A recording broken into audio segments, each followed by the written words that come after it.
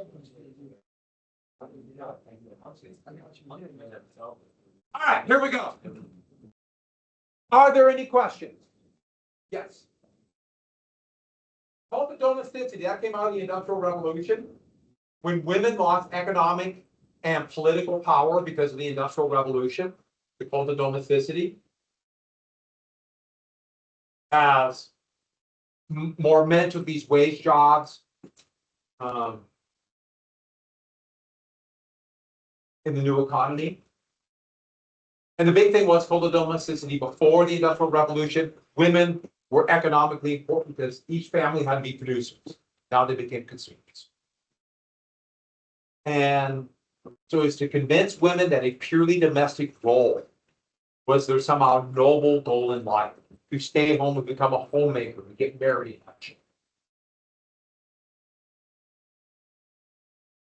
And what did that lead to? It led to very few avenues for women for success, unlike men, but it also, therefore, led to the women's rights movement. Seneca Falls or something. Good. Another question. Yes. Can you go over the election of 1864? The election of 1864, if the South just had to hold out and hope hope a Democrat was elected, so Lincoln wasn't reelected, and all they had to do was hold out. And while the North had to show that they're either winning the war or it's close to being over, and it looked like that summer of 1864, the South would win. It was stalemate at Petersburg and stalemate at Atlanta. But then Atlanta fell. And Mobile. But the one you really need is Atlanta. You get Atlanta fall. And that allowed Lincoln to be reelected president. And that led to the United States was determined not to win the Civil War. It's one of the great what is it? If Atlanta would have held on for one more month. I mean, really. Exactly. Yes. So laissez-faire, that comes from the economic idea of Adam Smith that hands-off by government would be better for markets. But laissez-faire turned into laissez-faire economics, which was hands-off on competition, but government aid for business. For example, the Transcontinental Railroad or the Pacific Railroad, same thing. It's called by two different things, except people change. Transcontinental or Pacific Railroad. And the big thing that would come into would be, this would be soon known as, by the end of the century, conservative economics and pro-business, pro-wealthy policies by the United States. So, in 20th century trickle economics, that's what we're in right now. Yes. On sharecroppers. So sharecropping and tenant farmers, it's always been around, but that's the way for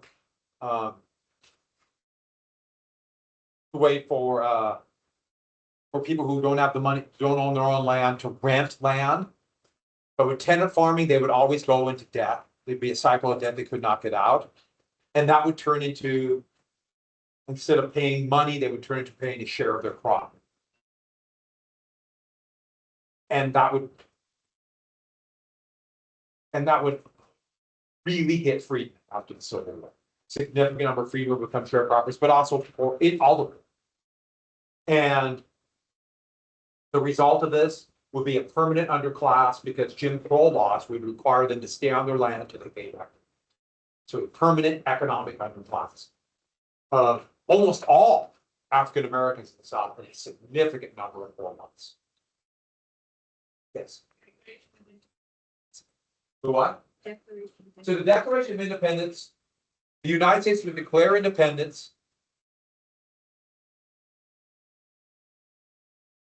The United States would declare independence after,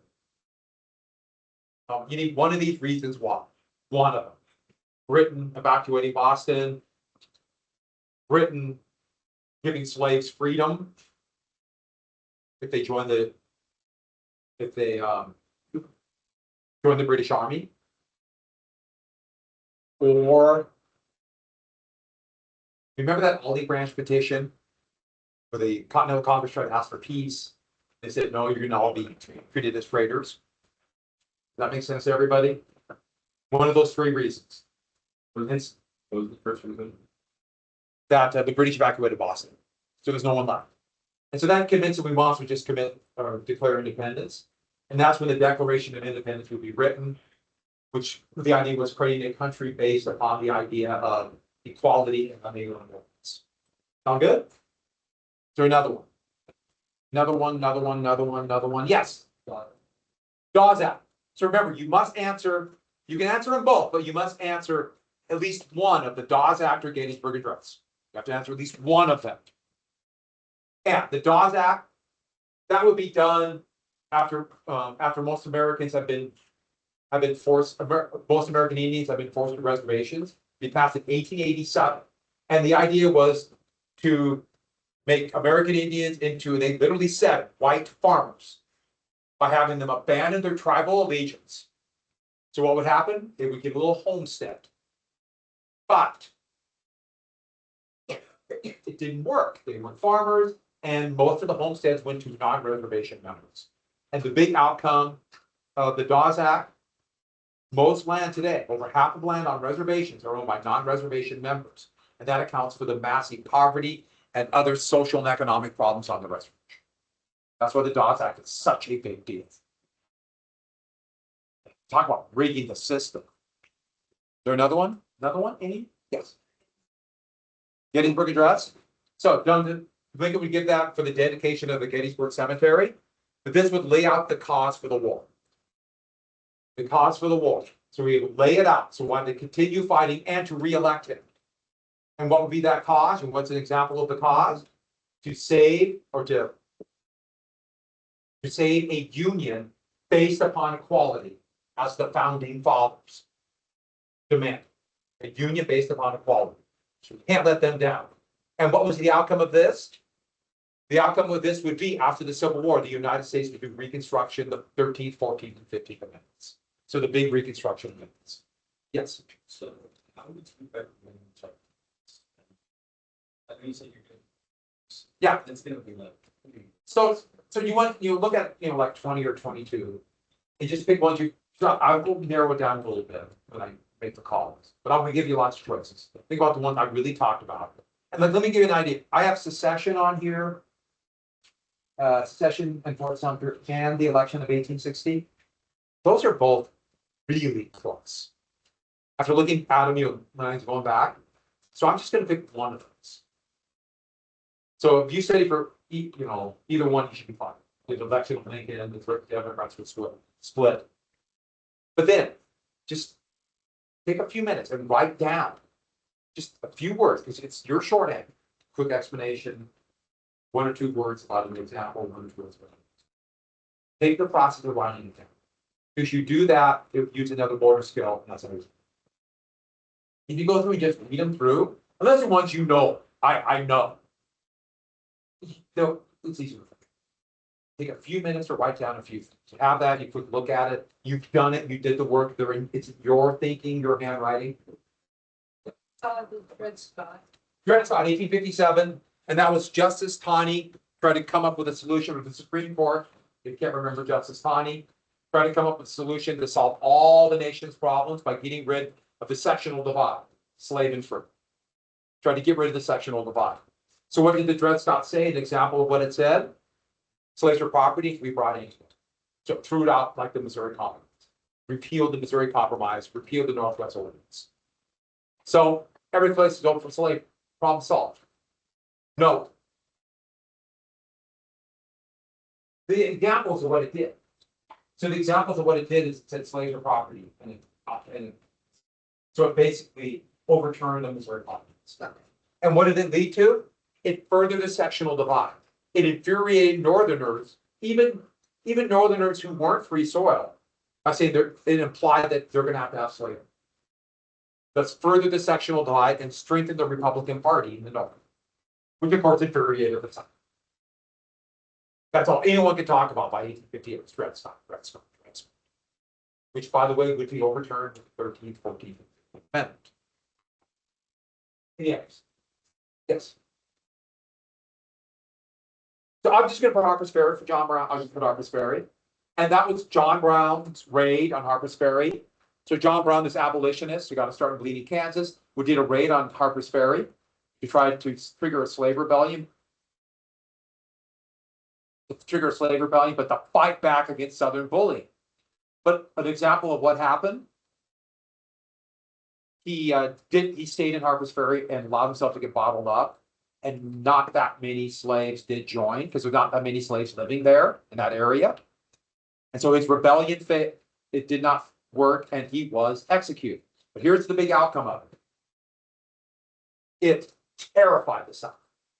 And they strengthened the militia and convinced them that all northern, especially any northern free soiler, was actually a John Brown in disguise, ready to cut their throat. So why is that a big deal? Lincoln, a moderate free soiler, was elected. Many Southerners didn't see Lincoln as a moderate free soiler. They saw him as John Brown. So it made the divide even worse. Sound good? So when you do answer these, I'll give you some, make sure either you start with the term. If you don't start with the term, at least have it in that first sentence and underline it so it's very clear. It has to be very clear what your ID. You must include that term either in the first sentence or start with it. And the other thing is number them. 1, 2, 3 to 18. When I grade a lot, that makes it a lot easier to grade.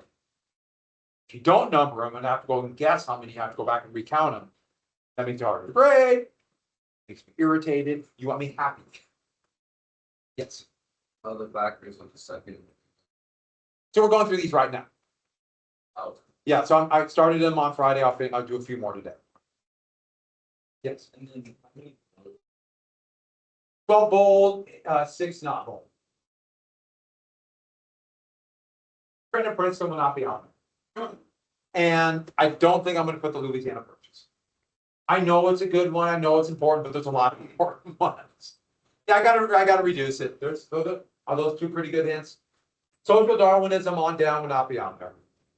Business cycle on down will not be on the list. I told you that, didn't I? Yes, 2 more. No. So the big thing about slavery is slavery, which would start in, as we know, in the colonies. You become racially based after Bacon's Rebellion. And because of the enforcement of the slave codes, it would lead directly to racism. But not just that. Slavery would, racism then would be used to justify slavery by saying that they are inferior, they're not real humans, and they're subhuman, and therefore, since we're enslaving subhumans, slavery was moral. So the positive good theory example. Yeah, positive good theory. Thank you. That's where I was going to say. The best example of that's positive good theory. Very good example. Phrases for U.S. Constitution. So the big thing is, I just want you to focus on a couple of the compromises. That's why I put. Remember the three. The biggies, the great, the 3/5, and then the conference. So as long as you mention 2 of those, you're fine. And what the great compromise, House and the Senate, separation of powers, 3/5 compromise, there's representation and passage. Did anyone out of a coat was really scared about going outside? See. Yeah, I'm sorry about that. We had one time we were outside for an hour and it was close. That's about 15 years ago. We're standing out there. Oh. I felt so bad for it. I kept mine on though, I'm sorry.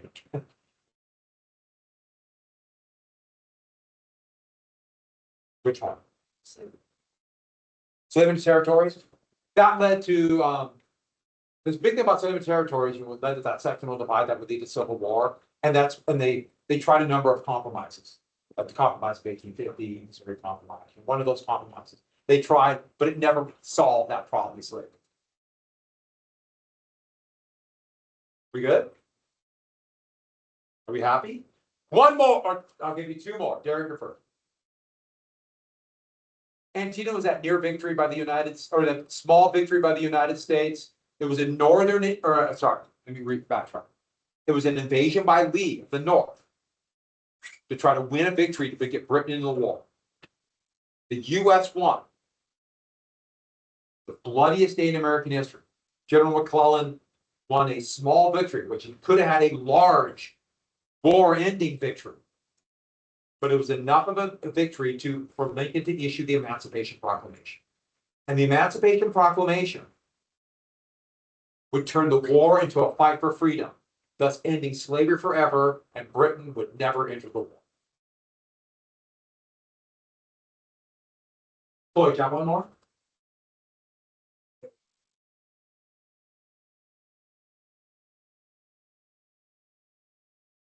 Say which one? Slavery is what?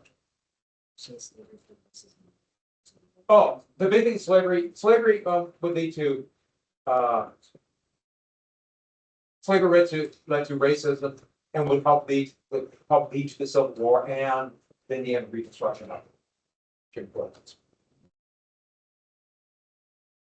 And ironically, the most racist time in American history would be after the Civil War, even though racism comes from slavery and politics. Any others? All right. Let's go take your notes on. We'll finish up a few more. What time do you have to be here? 9:55 on Thursday, right? Make sure you have paper. You can do front and back. 3 sentences, that's only 54 cents. That's nothing. You can do 54 sentences in your sleep. Pencil is perfectly fine. The problem with pencil is you have to press down a little bit harder. Pen is easier to write with, but I also understand the issue of mistakes. Say it again. Yeah, that's true. If you do write in pen, which is easy to write in, only blue or black. No other color, blue or black, so I grade a lot. All right, take your notes out. Do we get to hear row C? Did we see? Did we do row C? Yeah. So we got Steele, Bessemer. So these are the innovation, right? All these great innovation. Bessemer open art. Let's get to the next one. Refrigerated cars. And refrigerated cars is one of the most dramatic shifts. Will lead one of the most dramatic shifts in American economics and culture and life. It totally changed the relationship people had with food. Gustavus Swift.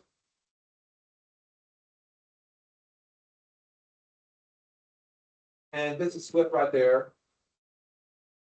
And Armour's first name. Armour's first name is gone. How could I forget Armour's first name?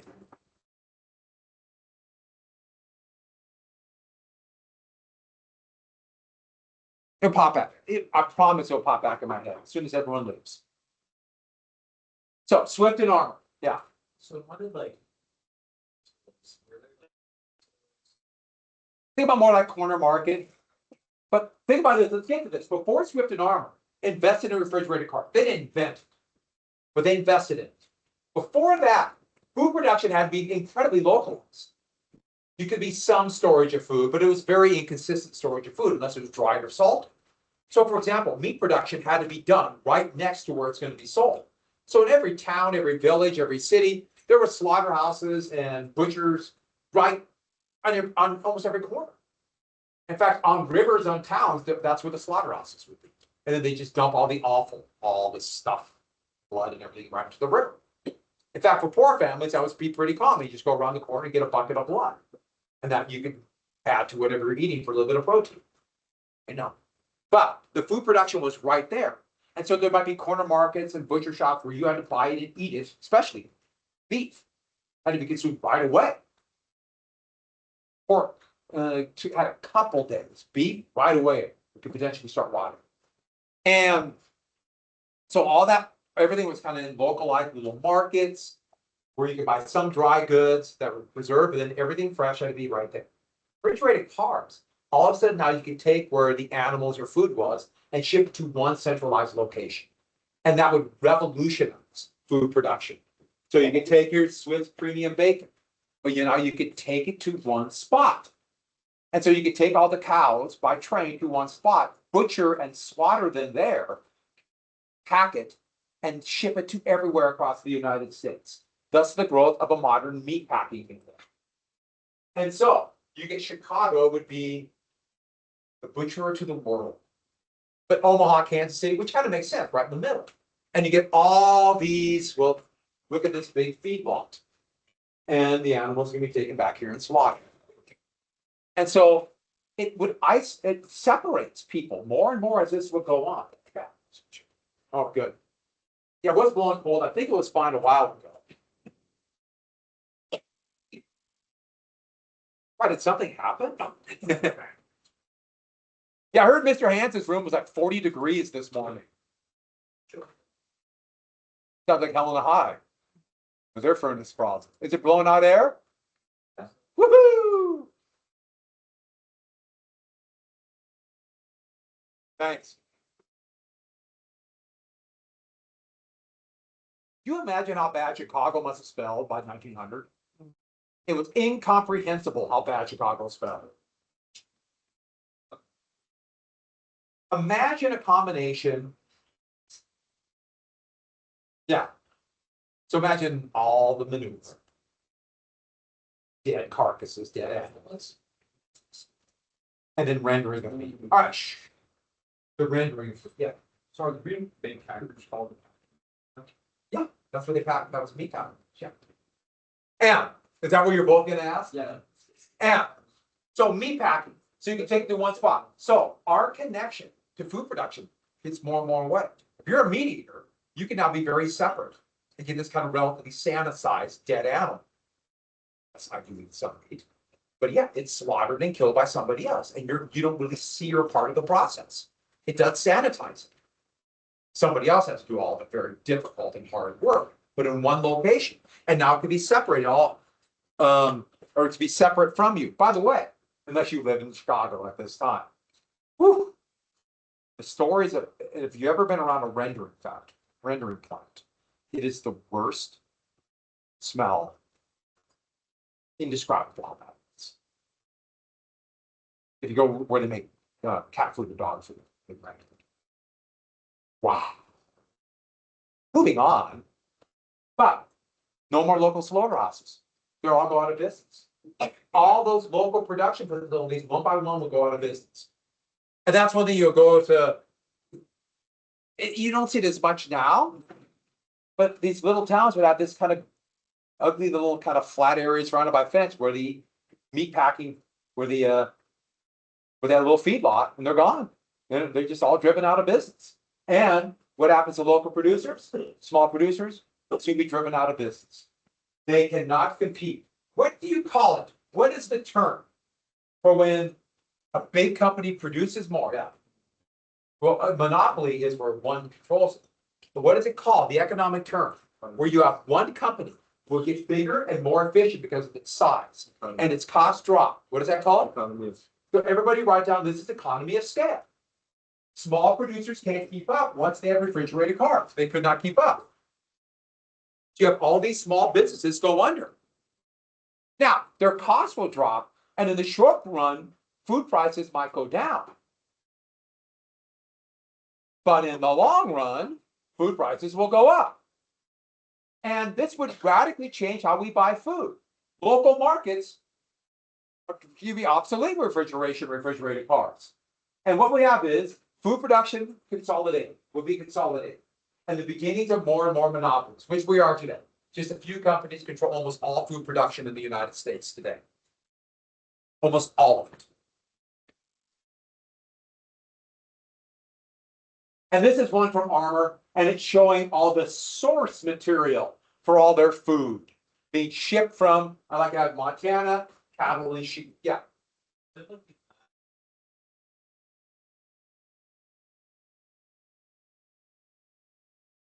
Pepsi company, PepsiCo, yeah. Yeah, they're, well, we don't enforce monopoly policy. We just don't enforce it. The Biden administration was the first presidential administration in 40 years to start enforcing monopolies. And that will not, is now 100%. Trump administration has made very clear that even more. So even fewer companies.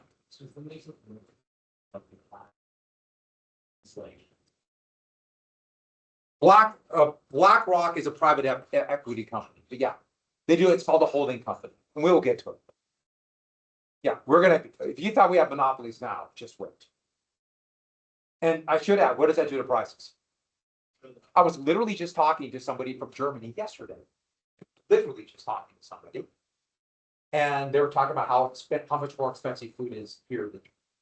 It just blows them away how expensive it is. Germany is so much cheaper. All across Europe. Why? They force monopolies. We have monopolies. So, will prices go up in the next few years? Oh, yeah. They're going up. President Trump ran on going to cut prices. And then almost immediately after the election said, oh, you can't cut prices. That's not the way it works. It's really hard. So I'm just telling you what's going to happen. And you say that's a good thing or bad thing. And then when you get to tariffs, wow. But what happened to corner grocery stores? All the corner grocery stores disappeared. And you have the bigger grocery stores and supermarkets and then these mega stores. And more consolidation. And so, I live in an old part of Helena, and there's all these kind of, this residential area, and they kind of mix because it's an older part. You have the older, houses everywhere from 1890 to 1930 were built in my neighborhood. But you have these weird kind of, some are homes, some aren't, but they were once stores. And there were 1 or 2 corner markets in every 3 or 4 blocks. There's a corner market. There's all these little places. Go around, go east of the Capitol. That's an older part of town, or just north, or just west of the Capitol, or west of Main Street. These little corner markets like this, replaced with Piggly Wiggly would become a big store. That's in the south. Yes, Piggly Wiggly. A&P would be one, and now we get like the super Walmarts and all those. These are monopolies, and all our connection, the way we eat, is totally different. It's just totally disconnected. It also means we are much more dependent on someone else to prepare our food. Boy, I hope they weren't hungover that day they made that food. Or for that matter, made the brakes in our car, or any number of things. Yes. Say it again. It's so much different. But it's not how it used to be. It used to be much more like that, like a big open trading area. But Pike's Market now is just kind of like almost like a amusement park of the way it used to be, but it just wasn't. So it was kind of like these. We'd have a bunch of different storefronts in one spot, but that's more of a. It's more of a touristy version of the way it was. But good point. So that's Chicago. I was just reading about the Chicago World's Fair in 1893, and it would just be all the burning flesh and everything would be, and all the stuff and manure would be like getting the air and coat everything. You'd be covered with it. The smell you couldn't wash out. Good times. And then Philadelphia. Yeah. Armor, it's kind of random, but Under Armour. No, different company. And spelled different. Yeah. So they also invented Alexander Graham Bell, and Alexander Graham Bell would invent the telephone in 1876. And the big thing about the telephone was he was using 7 different inventions to come up with something to help the hard of hearing, people hard of hearing, and then came up with the telephone.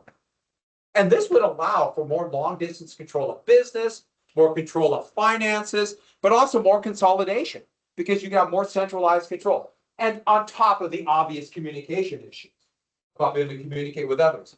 Originally, the telephone, a couple things. First off, it says 1876, but it would be another 20 years before an amplification method would be invented to make it where you could actually hear and be usable. Thomas Edison's lab, started putting sound waves through a number of different mediums, try to amplify it. They tried it through everything from cotton fiber to cloth. They tried to run it through water. What finally worked was running sound waves through charcoal.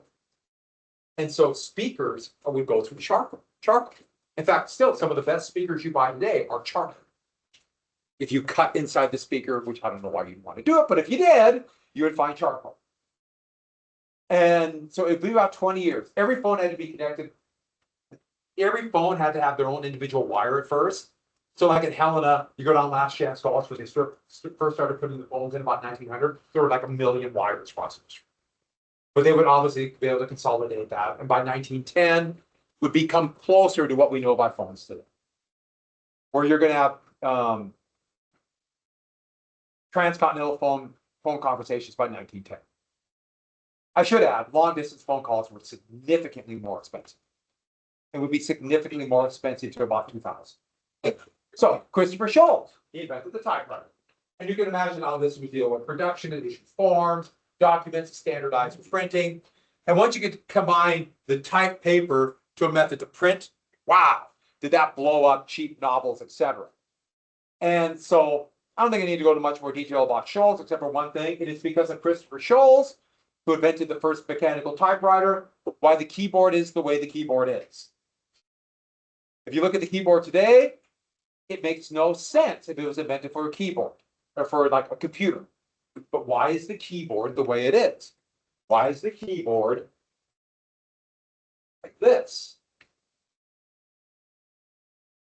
It makes no sense to have the A with your pinky, because you use A or E a lot. Yes. I believe it's because it, but because the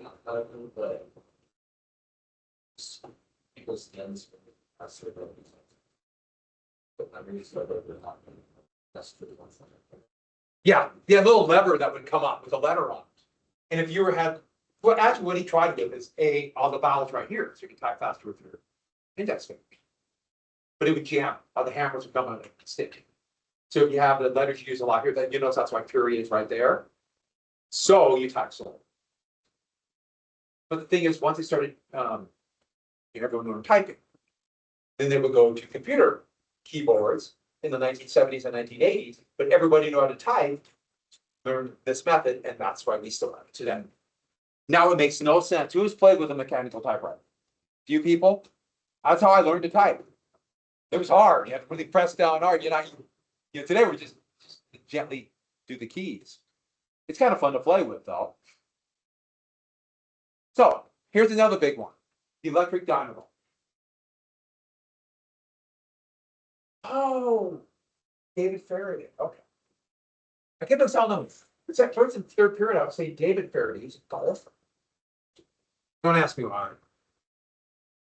I know that. I'm not even like golf fans. But Michael Faraday, and he did the electric dynamo. All dynamo means is a machine. And this created electricity. So Faraday was playing with magnetics. This is back before the Civil War in Britain.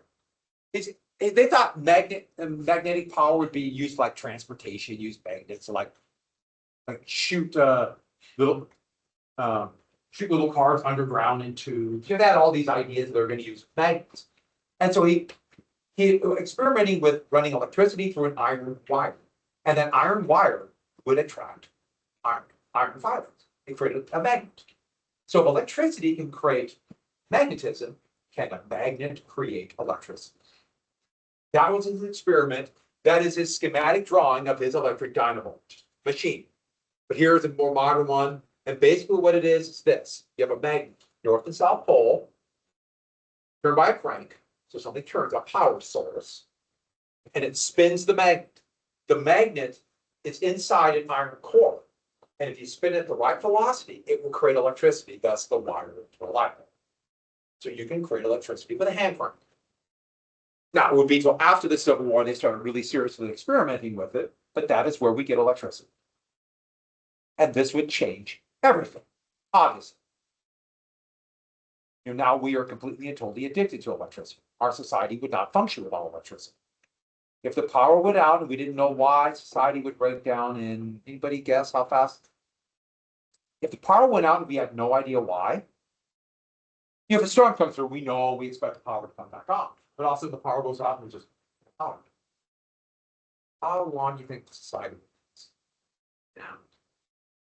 Longer an hour, but probably 2 days you'd start seeing society breaking down.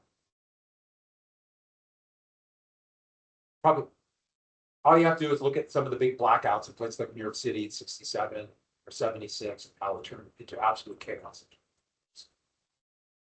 Which is comforting, isn't it? You turn off their machines and everything blows up. So how do you get it? How do you get electricity to what you want to power? So it's going to take a while, and this is going to be massive infrastructure. There's two different ideas, because you have one group of dynamos. You need all the wires to connect it to all these different places, massive infrastructure. So Thomas Edison his idea was every home would have their own dynamo. And his idea was it would be direct current. And that would become the fight. Alternating current would be one method, direct current would be the other. Edison would push for direct current and invested in direct current. And his idea was all these little dynamos for your home and a direct current from the power source to whatever your power. Alternating current would be perfected by Nikola Tesla, even though he got money from his invention, it was stolen from him. Yeah. Doesn't the Oh, yeah. I'll come back to that in a second, but you're exactly right. And let me finish this real fast. So every house would have this little dynamo or one big centralized location. I should say that it's a pretty we might be going different. But anyways, back to this. So Edison wanted to prove that a direct current from your own individual dynamo, which is how battery power works, would be much more efficient, but the big thing is much safer. So all direct current is power source to what you're supplying, just one straight line. So you either connect the wire, it runs, disconnect the power source, doesn't run. Very simple, very relatively simple.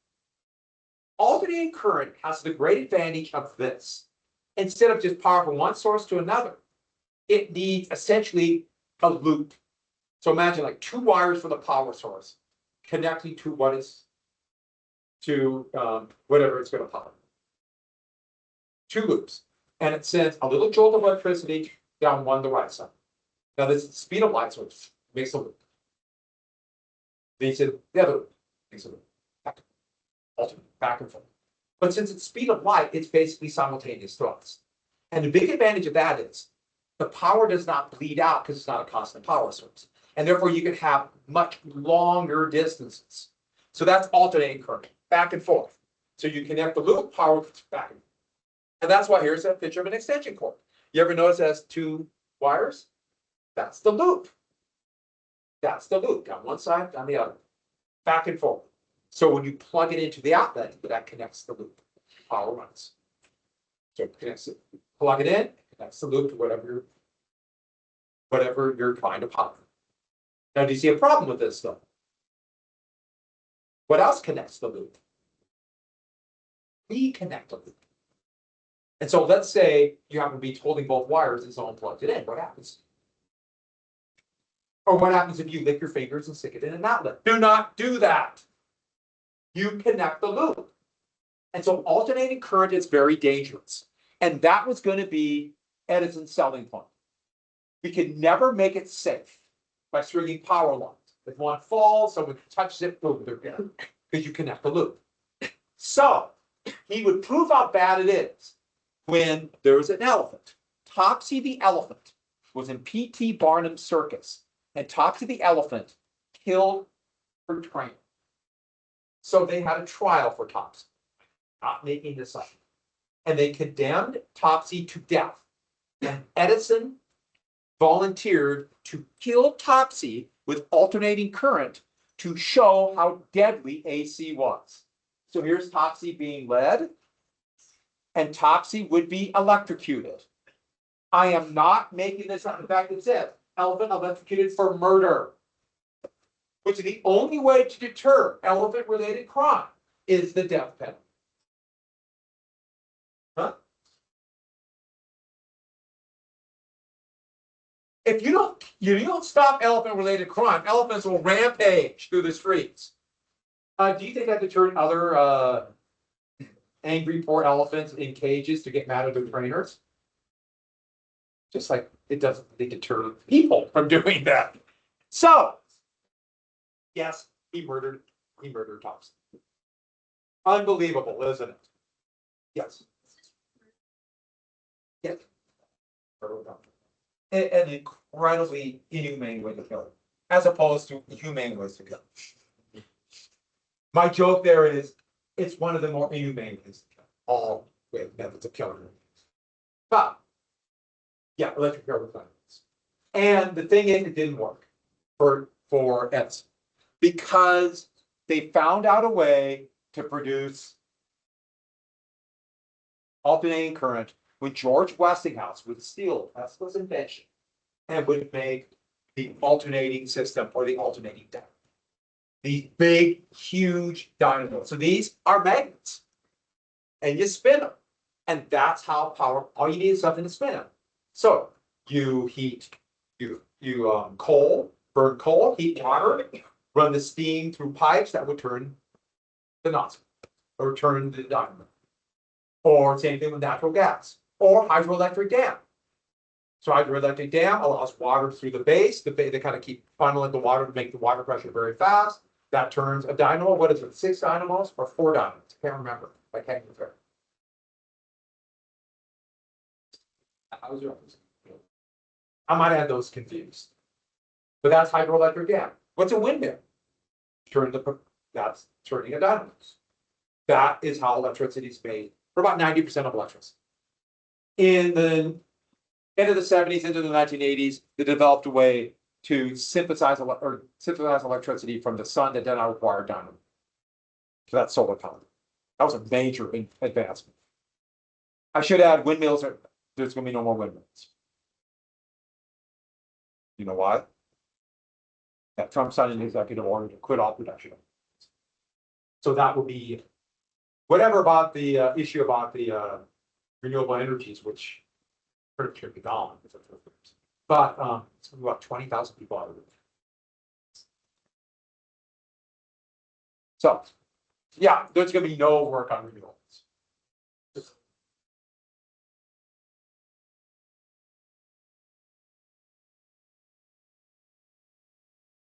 Germany's pretty amazing. Netherlands, yeah.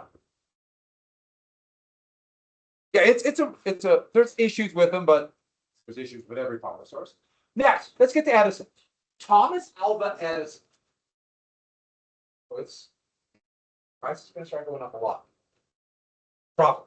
I don't know. Because maybe they'll realize how the tariffs do it. Speaking of that, look. People are there's always a little fun. Investors are gambling right now. Hopefully it'll be better, but not a big boom like that. Edison. Edison had a lab at Menlo Park, New Jersey. That's the Wizard of Menlo Park. And Edison, who was a very intelligent, very creative man, but he was most talented at hiring other technicians, tinkerers, talented people to work for him. And then what he did is he would provide them with a lab and pay, but they signed away all their rights to any invention that they made. So Edison's going to take credit for every invention that comes out of there. So we don't really know what Edison actually did. He did some, there's no doubt, but he without a doubt took credit for what others did. But I should add, that's how virtually all inventions done today. People sign away their rights to corporations and they get the invention. So Edison is no different than what happens today. But some of Edison's invention would be remarkable, his lab's inventions. Like, for example, the light bulb. He would invent the light bulb, but he would come up with a filament that they could send electricity through and it would glow and would last 100 hours. So it made it practical, where you could run a factory 24 hours a day. And think about the fire danger. The risk of fire danger dropped dramatically. I should add, it's no coincidence that we have Westinghouse electric dynamo, and all of a sudden Butte just became 120,000 people. Copper. So weird thing about Butte with 120,000 people. Yeah.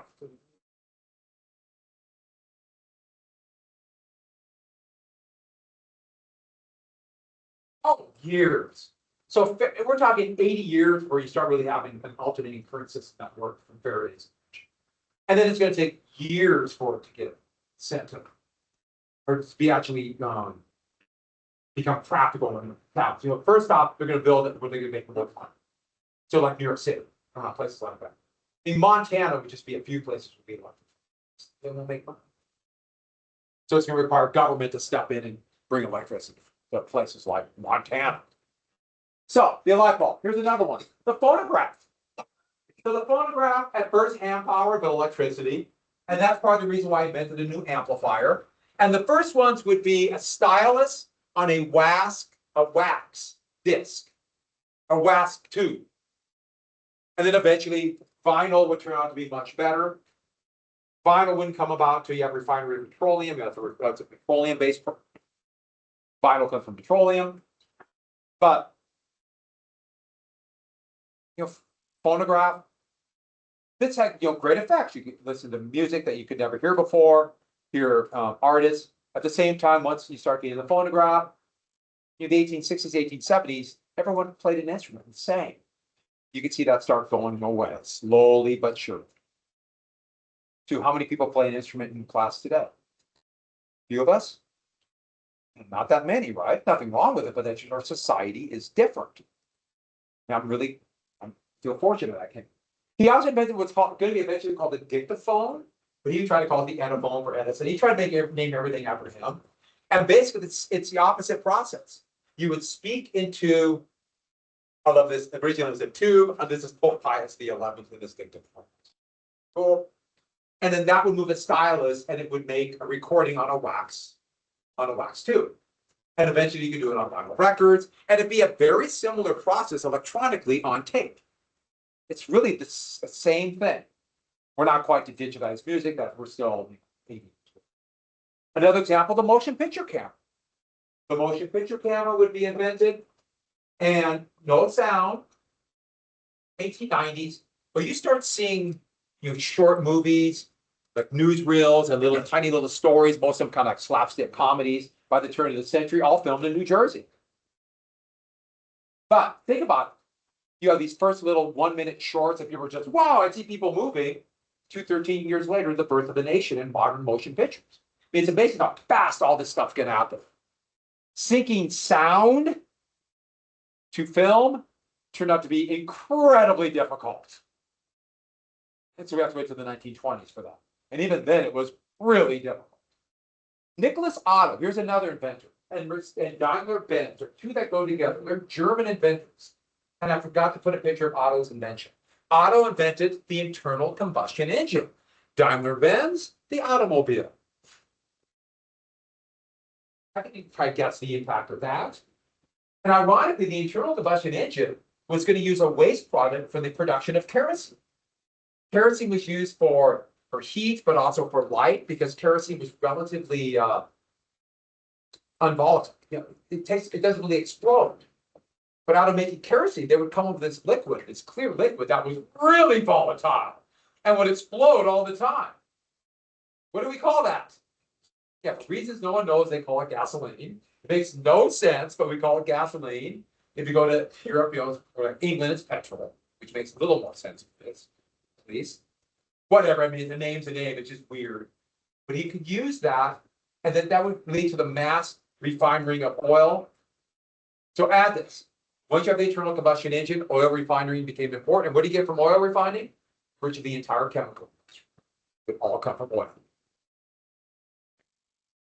So if you ever taken an aspirin, eating hunks of oil. Building up slowly in all of our livers. I know. That's modern life. So the airplane was also invented. Orville Wilbur Wright, and they would fly the first powered airplane in 1903 in Kitty Hawk, North Carolina. Why Kitty Hawk, North Carolina? They're from Ohio, but why there? Yeah, wind. To take off a plane, you have to fly into the wind.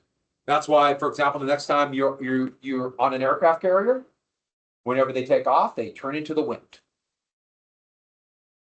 I know you're all thinking, oh, that'll explain the next time I'm on Canyon Ferry on my aircraft carrier. Yes.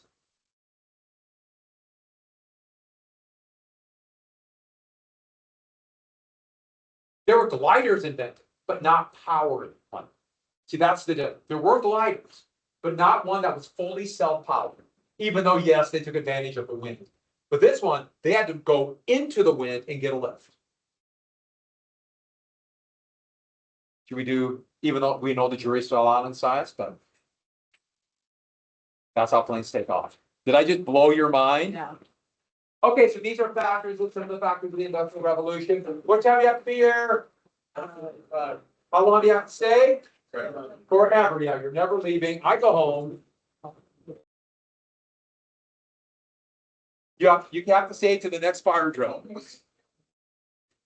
Far away. Boiler go out. Okay. Actually, this kind of scares me because if it could happen here in Helen Heights, Helen Heights, absolute, it's disaster. Yeah.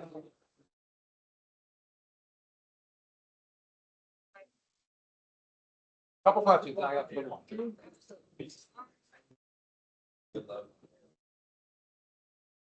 Oh, I already know. Oh, I already know.